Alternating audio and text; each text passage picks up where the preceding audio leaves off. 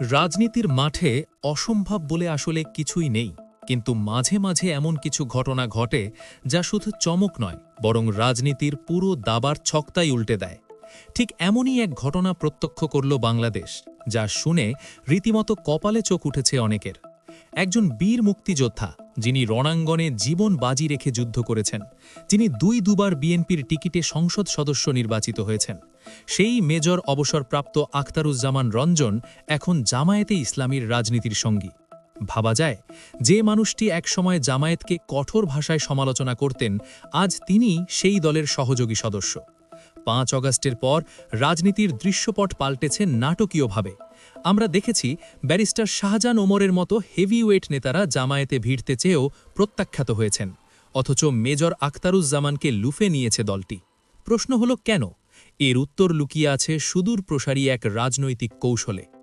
বিশ্লেষকরা বলছেন, এটি জামায়াতে ইসলামীর পক্ষ থেকে বিএনপির প্রতি ছড়ে দেয়া এক নিস্তব্ধ মাস্টারস্ট্রোক।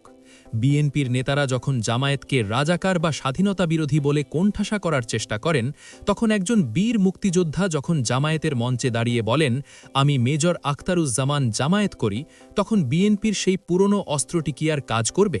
নিশ্চয়ই না। বরং উল্টো, বিএনপির ভেতরে থাকা অনেক গোপন নথিপত্র আর দুর্বলতা এখন প্রকাশ্যে আসার শঙ্কা তৈরি হয়েছে। এখানে একটি বিষয় লক্ষ্য করার মতো, আওয়ামী লীগের কেউ বিএনপিতে যোগ দিলে তা নিয়ে কোনো উচ্চবাচ্য হয় না, অথচ বিএনপির কেউ জামায়াতে গেলেই শুরু হয় তুমুল সমালোচনা। এই দ্বিমুখী আচরণের জবাব হয়তো আখতারুজ্জামানের এই সিদ্ধান্ত। তার বিরুদ্ধে কোনো ফৌজদারি মামলা নেই, তিনি মিডিয়াতে সরব এবং তার কথার যুক্তি খণ্ডন করা বেশ কঠিন। আগামী দিনের টক শো কিংবা নির্বাচনী মাঠ, সবখানেই দেখা যাবে এক ভিন্ন চিত্র।